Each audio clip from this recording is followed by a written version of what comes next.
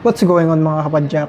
So ngayon, bike check naman tayo nitong Trinx Drive 1.1 na 2020 model. Kaya tara!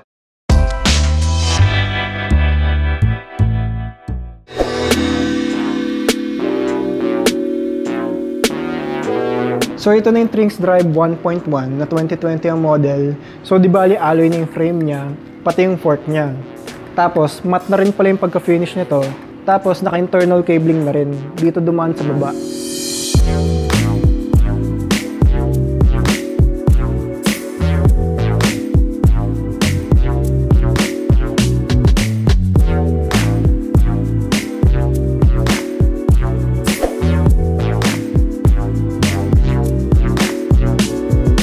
Naka-pro wheel crank na rin pala to.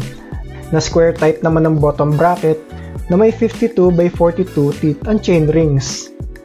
At 170mm naman ang crank arms na to. So kung titignan nyo, malaki yung teeth profile niya. So more on pang roads ito, pang patag. So di bale, naka Claris na rin pala to. Tapos yung cassette naman niya is naka 8 speed na 11 by 25T.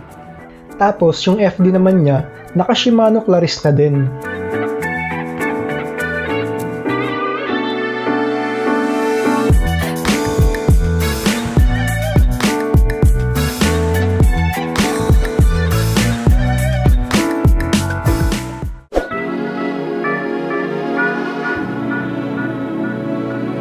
So sa cockpit naman niya is alloy na siya na Trinx branded. Alloy na yung drop bars pati yung stem. And then yung shifter naman niya is naka Shimano Claris na.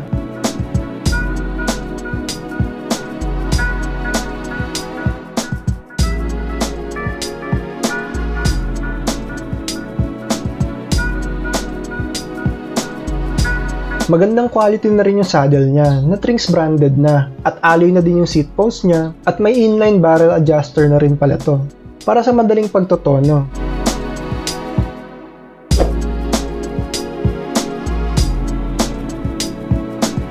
Trinx alloy na yung rims niya at naka double wall na. Tapos naka CST-SAR naman yung tires niya na 700 by 25C. Yung brake calipers naman, naka Winzip ang brand. Yung hubs naman, naka quick release na rin siya.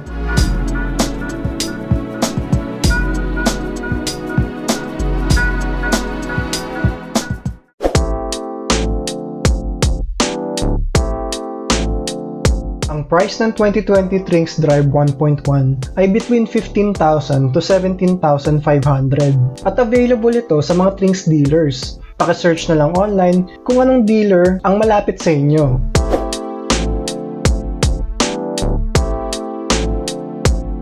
Yes, marirecommend ko siya dahil maganda na rin ang pagka-finish ng frame nito plus naka-internal cabling na rin kasi.